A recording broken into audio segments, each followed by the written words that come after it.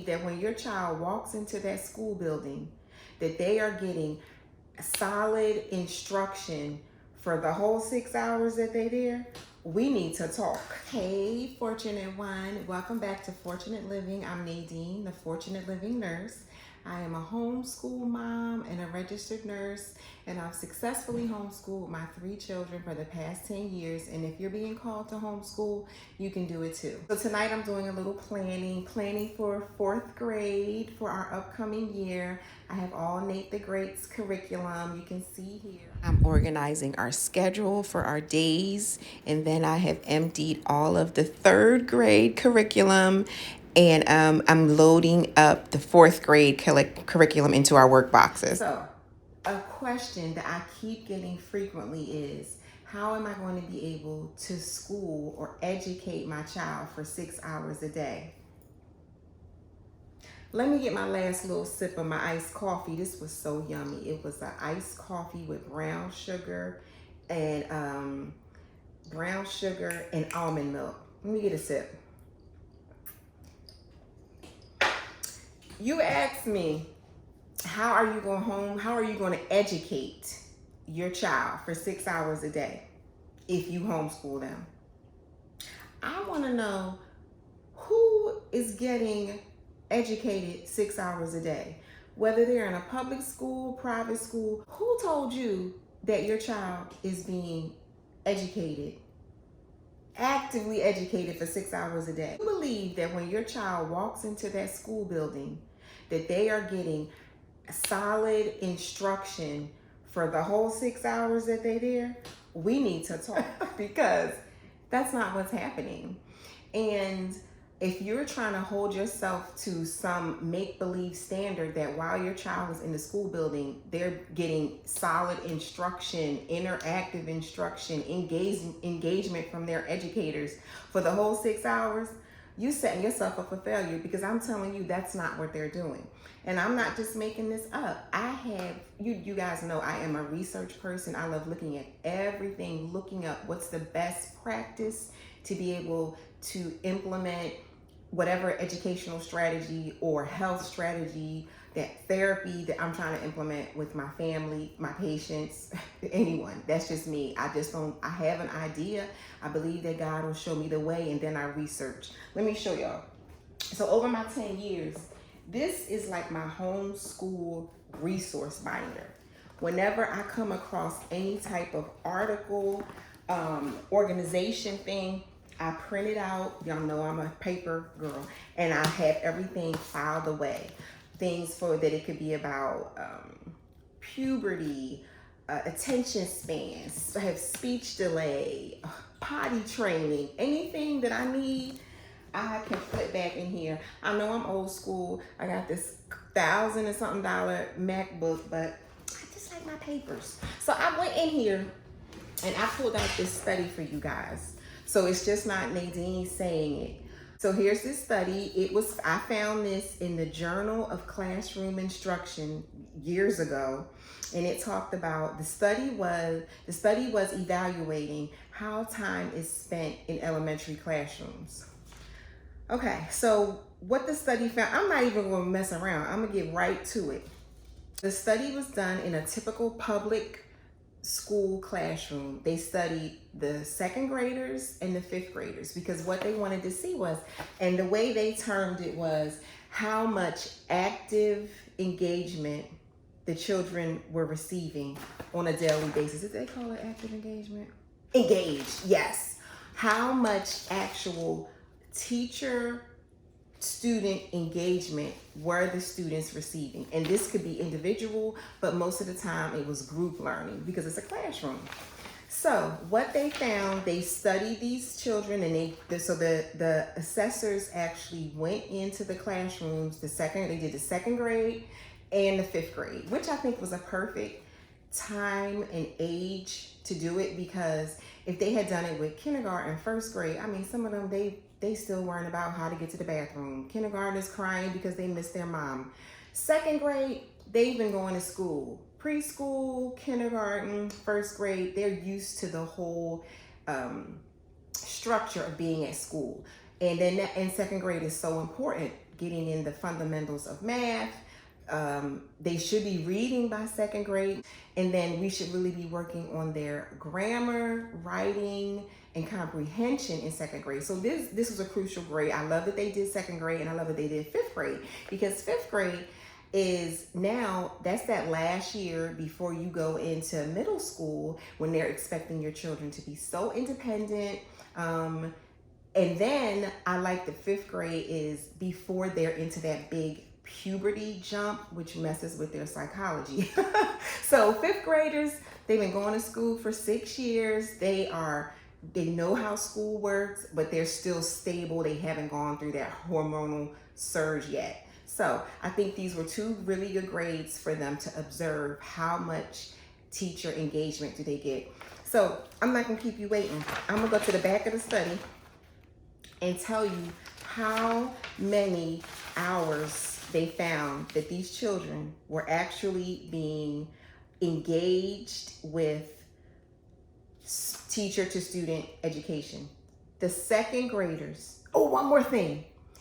They only studied children that were between the 25th and the 65th percentile. So it wasn't your below, these are just the average kids.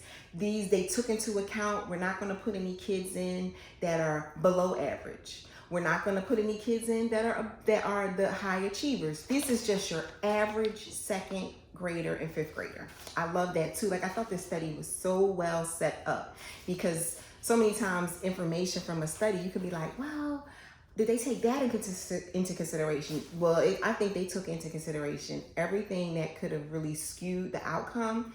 So the average second grader, for the whole time that they were in the school building, received 1 hour and 30 minutes of direct engagement, a group or individual. And 73% of that engagement was group. That's it. So you know the fifth graders had to be more. So the fifth graders had to be so much more than 1 hour and 30 minutes for the whole day. That's all the second graders got. The fifth graders were engaged for 1 hour and 55 minutes. We're talking a school that's not an underprivileged school, a school where the children, everything is average. Their finances, everything. They took the average of the average, get them a piece of apple pie. 1 hour and 30 minutes, 1 hour and 55 minutes. So give me like, what day? What were they doing for the rest of the day? Let's talk about the rest of the day. The rest of the day, they were involved in like non-academic education, which included music, art, story time, education, flag salutes. There was also a lot of transition periods. Transition meaning when you're changing from one activity to another, lining up, taking your seat, turning your paper in, passing out reading materials, mathematic material. Then they had a category that took up a lot of time in the school day, the 6 hours that you're trying to replicate at home, class business, notices, money, making arrangements for lunch, parties, class trips. And then there was the disciplinary problems. There were, even with these average kids, there was a lot of time that the teacher just spent talking and correcting kids that were off task. Okay, so what's the excuse? You don't need 6 hours to successfully homeschool your child. Because even if they're at school, they're not getting 6 hours of instruction. I mean, I remember reading that study years ago, and it was like a weight lifted off my shoulder, because if I'm working 7 p to 7 a, I get home 8 a.m., we're eating, I lay down for a couple hours, get up, we have lunch, then we start schooling 1 to 3, and then it's time for us to go to our other activities. Like they mentioned, my children did all types of fine arts, sports, we had therapies to go to. So all those other things were included, the non-academic part of their education. We did that after school. We did that during the day sometimes. We did whatever worked best for us, and wherever I was working or we were living at the time. But you don't need 6 hours in a day to homeschool. And I'm telling you honestly, I had so much more time. My children have been in school and out of school. The times when everybody was homeschooled when they were little, it was easier because I could arrange the academic activities that I wanted them to be in around my schedule, around my husband's schedule. You can arrange them around your babysitter's schedule, your family member that helps you. So you don't need 6 hours, this straight 6 hours a day when everybody's schools to do a good job.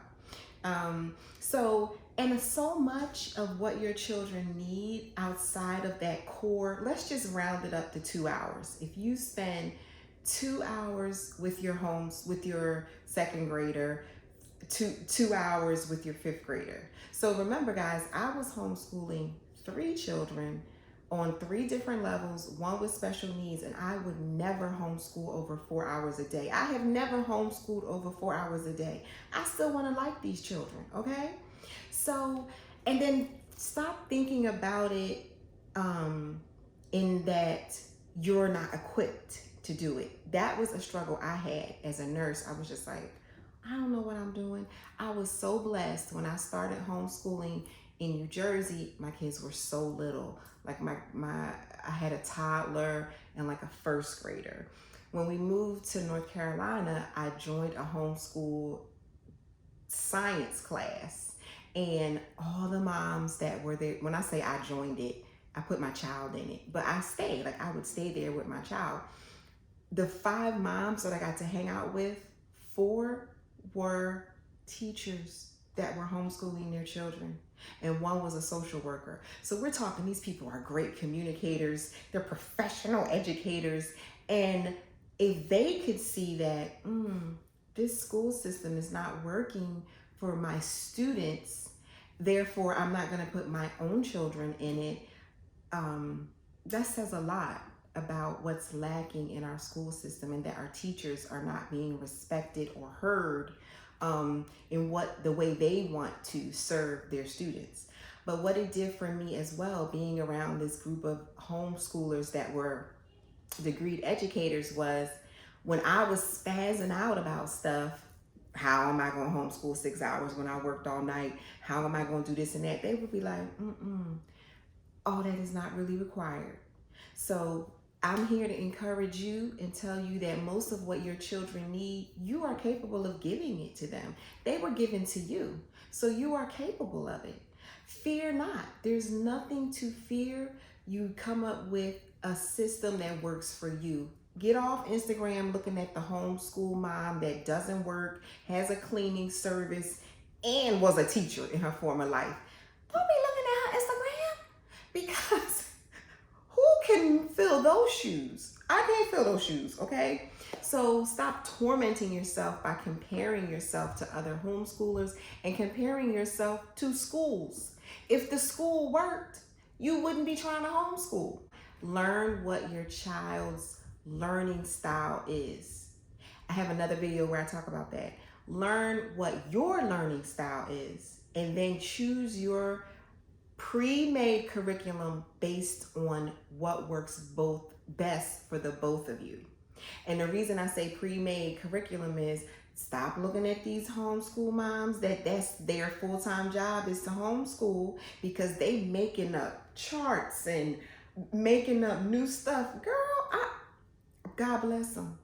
I'm not even gonna watch that, because I know I need to buy a pre-made curriculum that works for my child's learning style and my learning style, and then I have the greatest success. So I know some people have expressed that they don't know how to assess their child's learning style and their learning style, or of course, but I feel like you guys do know how, but if anyone would like to have like a consultation, a brief consultation where we go over helping you figure out your child's learning style and your learning style so you'll know what to look for in a curriculum. I'm available to do that before school starts with my kids. I will make myself available for consultations. I'll put the information in the description box if anybody wants to do that, because that was a game changer for me, choosing the right materials for them and for me. So you have all that you need, fortunate one, to successfully homeschool these babies. Stop comparing yourself to other people. I'm gonna need you to mind your homeschool business and just do it. Have fun and just enjoy the ride. It's a lot of fun. All right, fortunate ones, take care. Bye.